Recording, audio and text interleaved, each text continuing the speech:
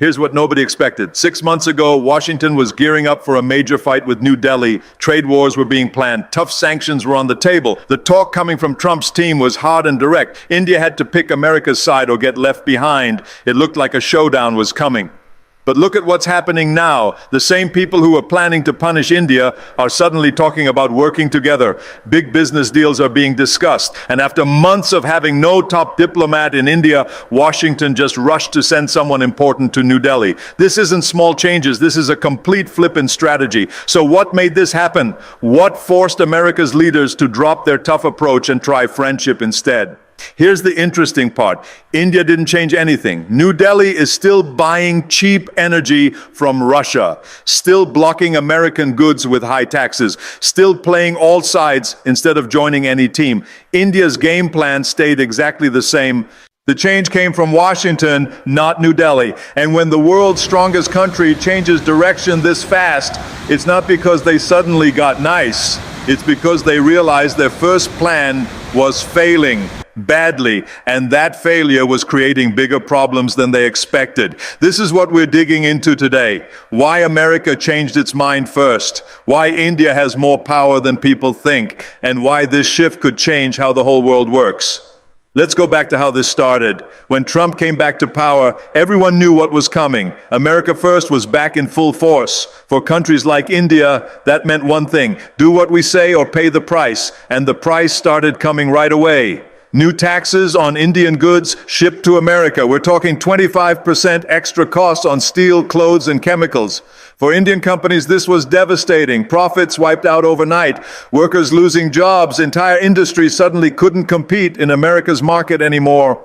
But that was just the beginning. Then came the real attack, going after India's oil deals. Another 25% tax on Russian oil that India was buying. This wasn't just about money anymore. This was about basic survival. India has to buy most of its oil from other countries. Russian oil selling cheap because of the war was keeping gas prices low for over 1 billion people. Cut that off and everything gets expensive fast. Trump's thinking was simple. Stop buying Russian oil. Stop helping Moscow make money. Join our side in this fight. But for India, this felt like being told to hurt their own people for someone else's war. Why should regular Indians pay more for gas just to make Washington happy? And here's where things got really messy. While America was threatening India, they didn't even have anyone important there to talk. No ambassador for months. No senior diplomat to explain what was happening or try to work things out. Think about that. You're starting a trade war with one of the biggest countries in the world, but you won't even put someone there to manage the relationship. While America was missing in action, other countries jumped in fast. China sent their top people to New Delhi for important meetings. Russia kept making energy deals with India.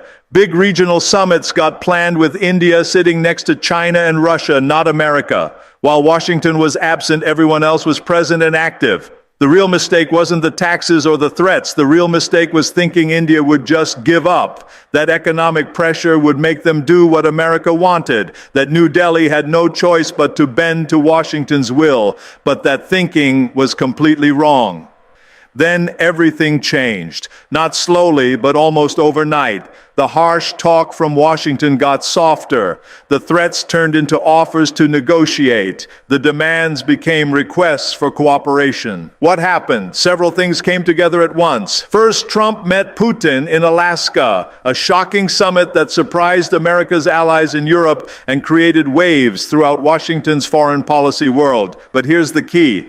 After that meeting, America seemed to ease up on India, like they realized they couldn't fight everyone at the same time.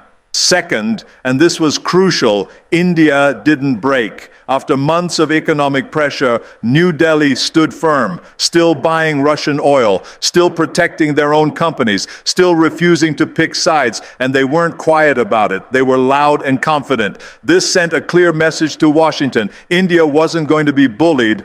Third, other powers started moving in. China's foreign minister visited New Delhi for major talks. Russia announced new energy partnerships with India. Regional meetings were being planned where India would sit with China and Russia, leaving America out. Every day America stayed absent was a day their competitors gained ground.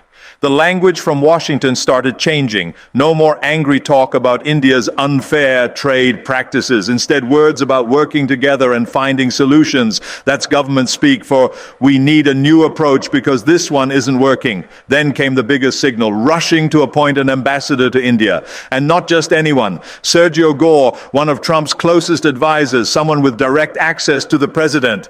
That's not routine diplomacy, that's crisis management.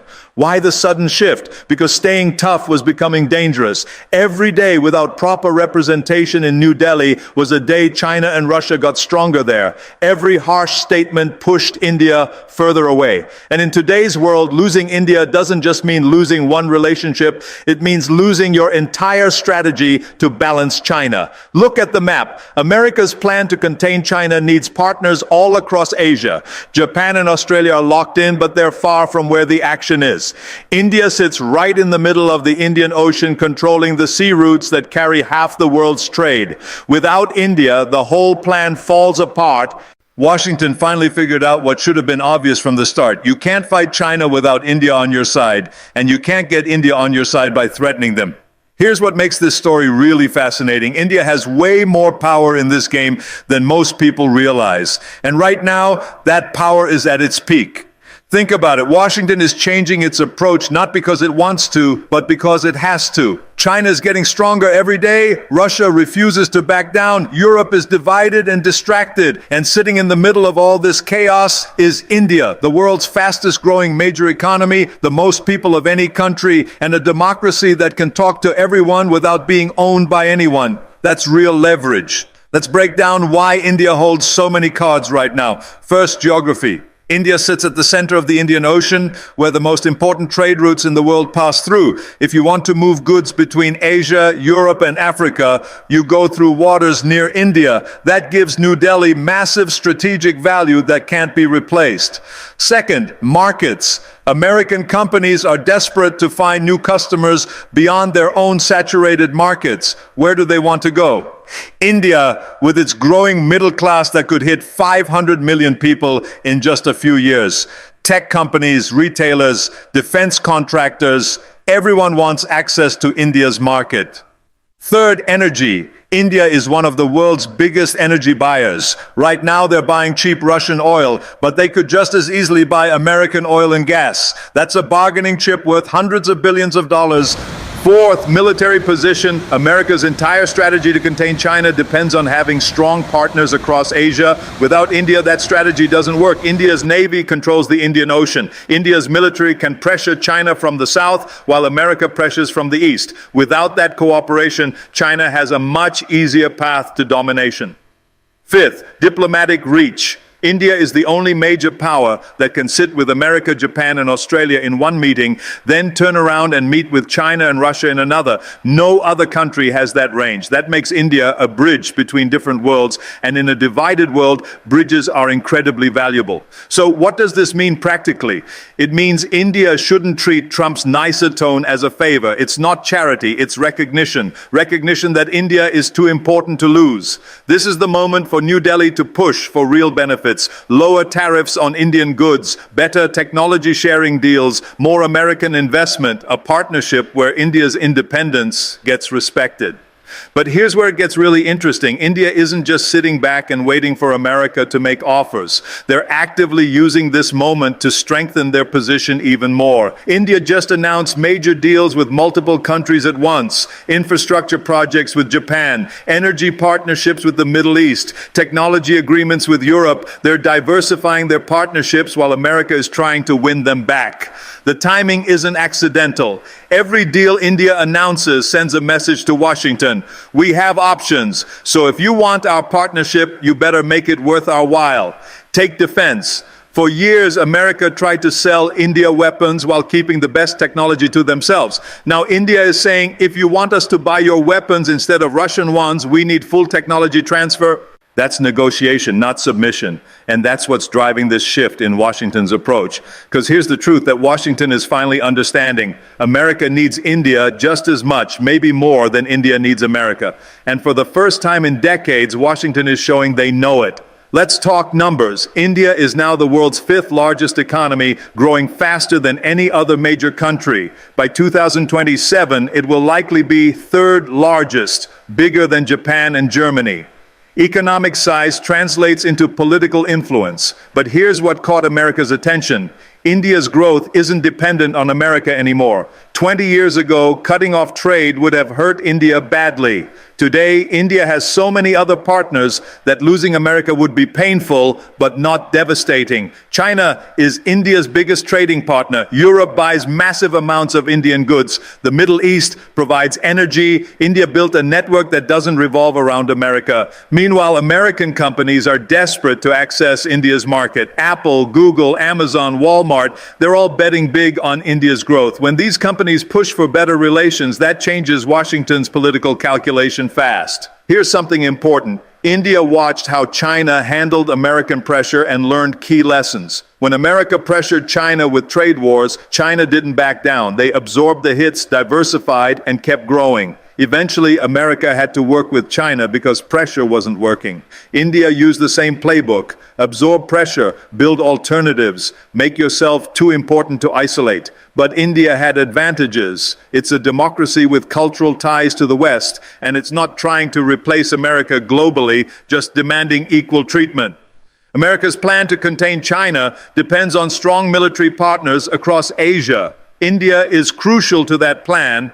China's expanding its navy and building bases across the South China Sea and Indian Ocean. America needs local partners to counter this. Japan helps in the north, Australia in the south, but India controls the central Indian Ocean where crucial trade routes pass.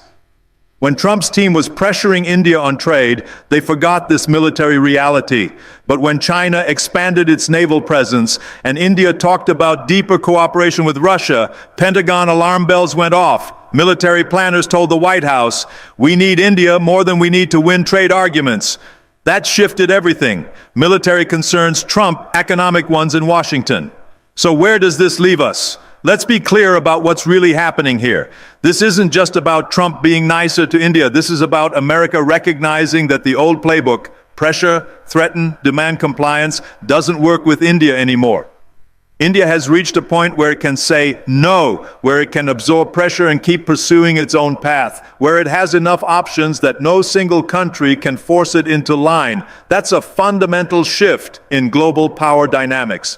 For America, this means learning to treat India as an equal partner, not a junior ally. No more ultimatums, no more "you're either with us or against us." Instead, it's about finding areas where both countries benefit while accepting that they won't agree on everything. For India, this is validation of their strategy. Multi-alignment works. Playing all sides while serving your own interests works. Refusing to be anyone's junior partner works. The pressure from Washington didn't break India. It made India stronger and more confident. But let's not mistake this for a permanent peace. Trump's softer tone is tactical, not emotional. If India pushes too hard or gets too close to China and Russia, the pressure will come back. And if America finds other ways to contain China without India, their approach could change again.